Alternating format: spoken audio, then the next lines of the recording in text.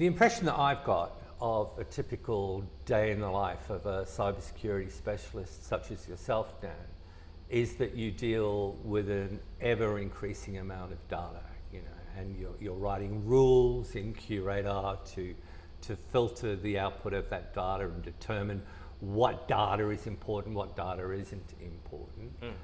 But how else can you address this increasing, problem of data explosion? Are there any other tools that you can use, or is there logic that you use to address this? So one of the biggest issues with cybersecurity is the fact that you'd be surprised, we actually only get a subset of the data. Okay, we actually don't get all the data. So there's network operations team, there's server operations teams, there's infrastructure teams. They all have their own little data sets behind that one from there. In security operations, you typically have only focused on the security data. Right. So what happens is you've got all these individual silos of different data points for different purposes, for different use, okay?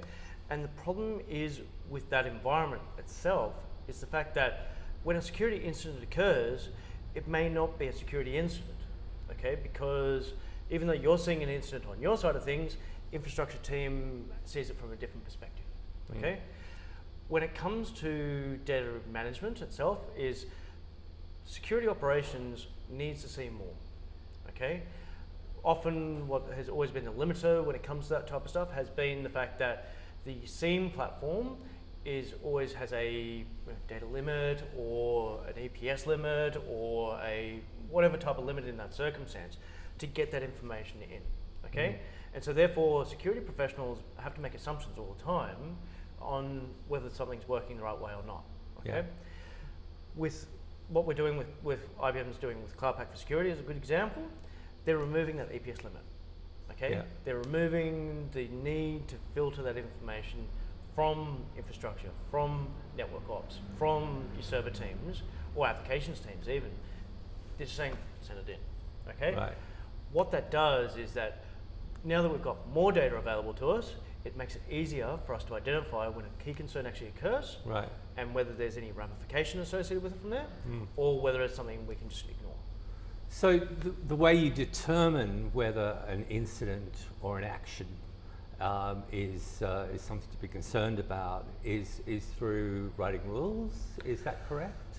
So there's two aspects. Number one, so with any type of use case, as what we call use case itself, there are a set of rules or triggers that, set of rules that define how an alert will trigger. Okay? Whether you want to call it IBM's offenses, whether you want to call it alerts, it doesn't make a difference in that circumstance. The information associated with that one is based on your profiling of your assets, based on network topology structures, which is why I mentioned earlier that they're very important as part of the tips and tricks for a successful curator.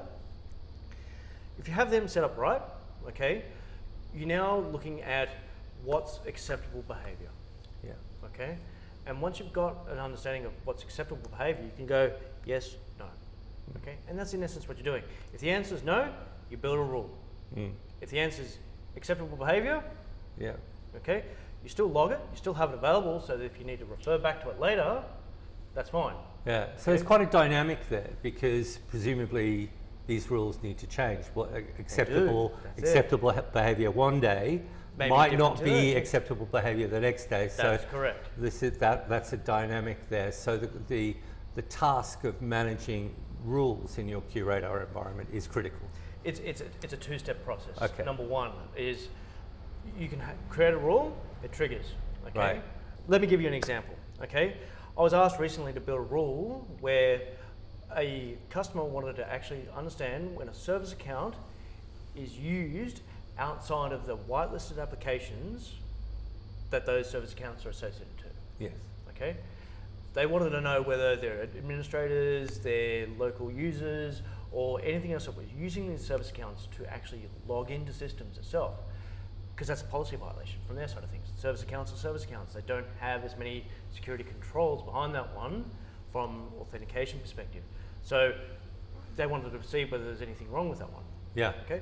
So we built a rule defining the service accounts. We then built a rule defining the applications. and we turned around and said, if service account A, B, C, D, E, F, G, is used and is not used for these applications, create an alert. Yeah. Yeah. Okay. Yeah, I see. Does that make sense? Yeah, absolutely. And by doing that one, they found out straight away 6 different admins Yeah. were actually using service accounts to be able to do their work. Yeah.